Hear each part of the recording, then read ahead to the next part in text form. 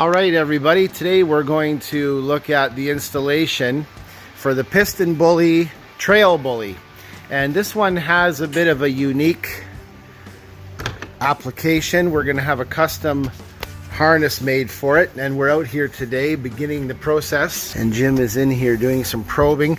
Now the ADM module, you're going to be up in here, so under the doghouse the ADM module's up there.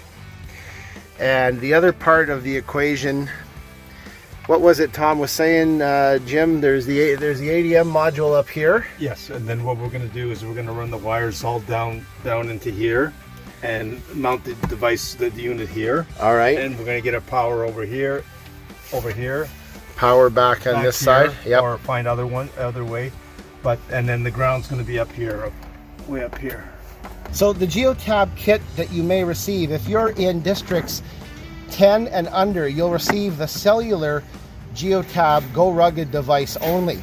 This device has no external antenna. You can place this inside the vehicle. It's not required that you bolt this on the outside like an external antenna. If you are in districts 11 through 17, you'll receive the Iridium satellite device. And you can see that there's a marked difference. Some people have confused the Go Rugged device with the antenna with the two-way 3M tape for the Iridium device. So you can see they're very much different. So these will connect together in your kit. You'll have a Geotab cable that connects these together. Again, your Deutsch connector plugs in for there. When you put this in, once it's connected, this satellite antenna, you will place it onto the glass of one of the windows. So watch that it's not on a window that's opening or closing where it's going to get caught. But again, this is the satellite antenna. You will put that on the inner of the glass. So just attach it just like that, and your installation will be all done. All right, so far what we've established, we've got the ADM at the top. We're going to be running wires down. The install point of the device is going to be down in this area here. And what was the next part you were mentioning, Tom? And the ground pin. Ground pin is down here. All right. And then the power's out over here. And then our power is back on this side. Is it constant power, Jimmy? Yes. Very nice. Okay. So that fuse back there, that red one? Yep. It's constant power? Yes, it is. Okay. It's off now. Now, what detail are the guys going to need to know about getting down for the ground at that side? Because it's a little difficult to see. Yeah, they'll need to unbolt it and hook up the ground first. So I think the first point of the install will be hook up the ground. So these trail bullies will need this harness that we're showing you here today. So we'll start supplying that to all these installs. Okay, what we're doing here is we're taking the ground stud out where all the other grounds are, and what we'll be doing is applying our ground from the harness that we're supplying. Okay. Here we put we've taken the bolt out. Now what we're doing is we're going to apply it back in again with the additional ground for the GPS device.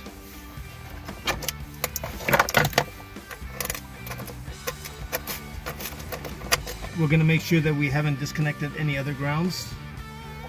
Just double check everything. Everything is good.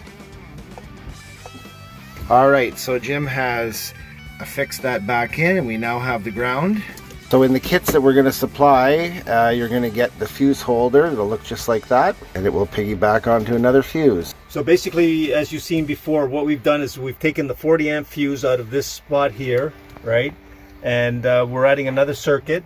So we're tapping into the same 40 amp circuit. We're using a 10 amp fuse for our device, right? So they're isolated from each other.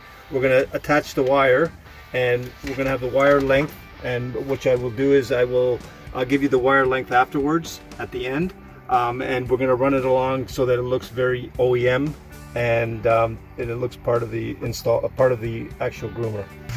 Okay, what we're doing here is we're routing the power wire from the fuse that we've added from the previous snapshot. I'll run the wire. We've crimped it here. What we'll do is we'll measure the length and we'll let you know. And we run the wire through, make sure that it doesn't short out or rub anywhere. I have some tie wraps that we can apply afterwards.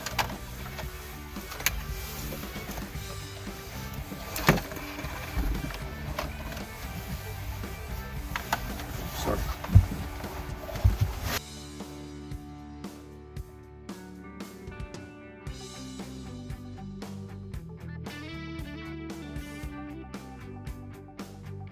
All right, so Jim has put in a lot of good tie straps on there. Basically what we've done is we've measured the length that we need and we attached it to the base of the other existing harness.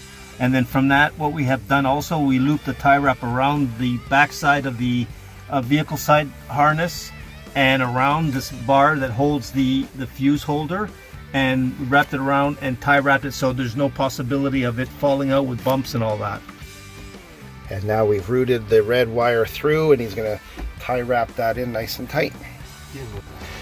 So your kit will come with the red wire included, and it's going to be about 4 feet long, maybe with a little bit of extra, and you're going to use that.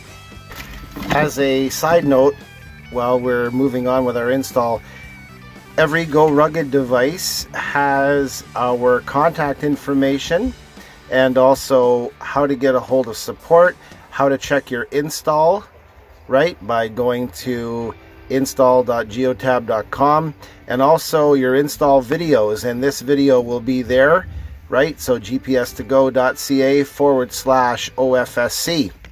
Okay, back to our install. So you will then start to add your red wire to the cable that we showed at the beginning of this video using the supplied crimp that you're going to get from Geotab.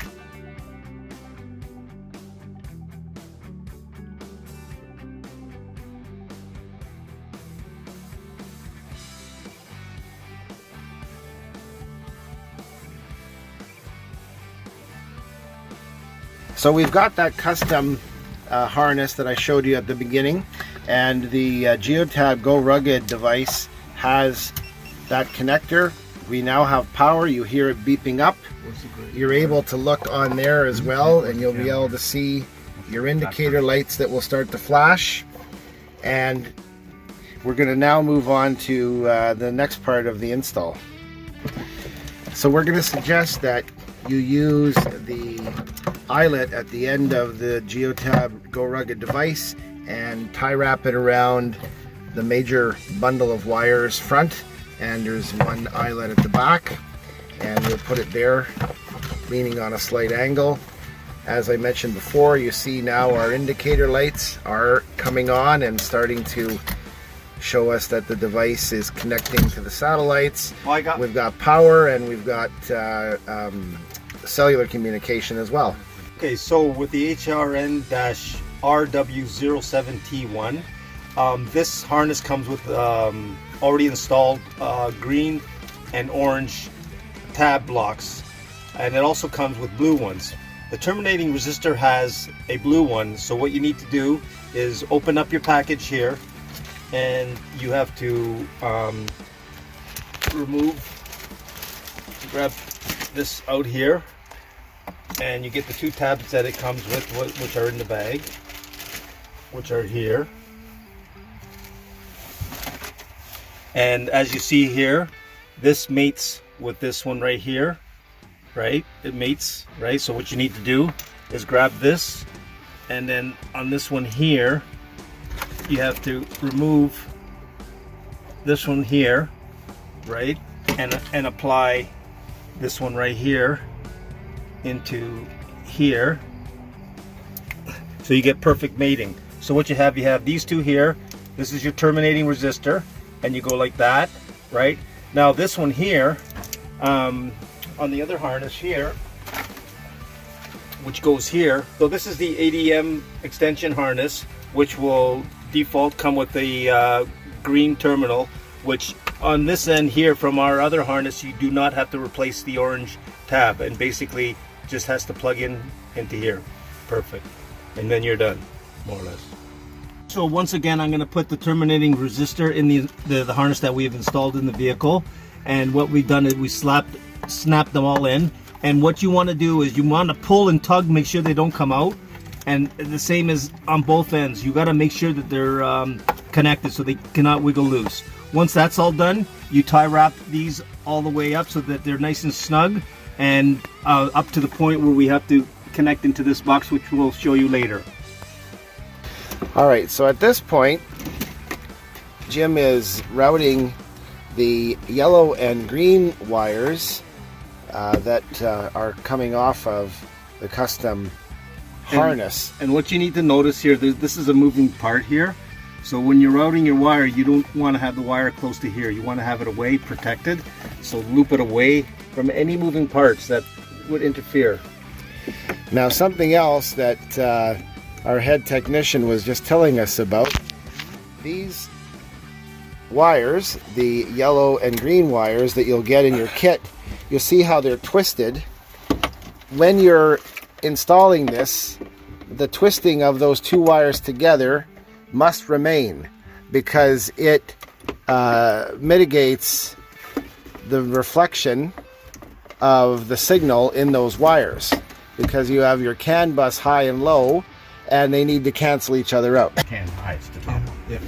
So we're looking at the ADM module that we removed here, and Jim is going to explain how to insert CAN high and CAN low into the OEM connector. So basically we take the brown connector out, which is here, and what you're after is these two terminals here. This one is CAN high and this one's CAN low. But to get the terminal in, you need to take out the lock. So what you do, be very careful, either with a small screwdriver or something that's nice and sharp, who has a good edge. Just pop it out, but make sure you don't lose it. You pull this out like that, right? Go like that. Now what you do is your CAN high is yellow, right?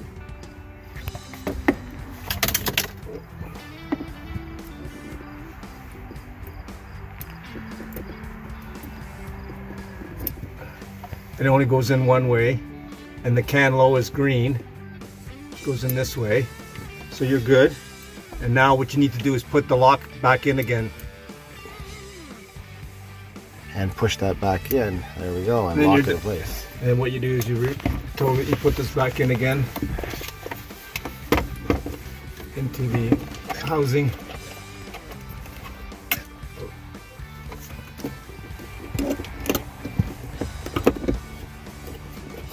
And then you're done. Now what you need to do is run carefully the wires and tie wrap it.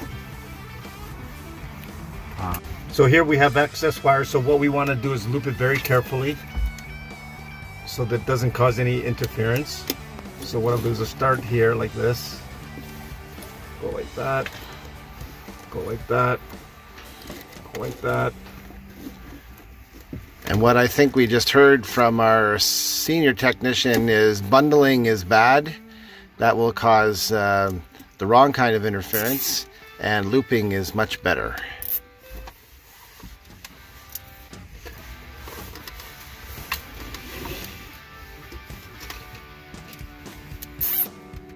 Then after that, Jim's going to attach that to some of the other strands underneath, keep it in place.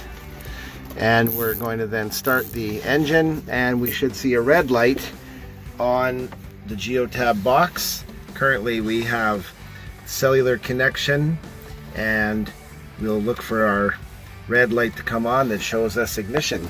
And once again, as I stated before, make sure you're away from moving parts here. So for me, myself, this is too close for comfort. So what I'm going to do after I finish doing this, I notice that I don't like the way it's too close. What I'll do is bring another tie wrap and just get it out of the way so that nothing can interfere with the installation. And with everything put together, we should start receiving a red indicator of ignition. There you go. And with all of that hooked up, we now have red indicating ignition and power. We have our blue that tells us that it's able to see the satellites in the sky, so blue means satellites in the sky, and our green will be our cellular connection.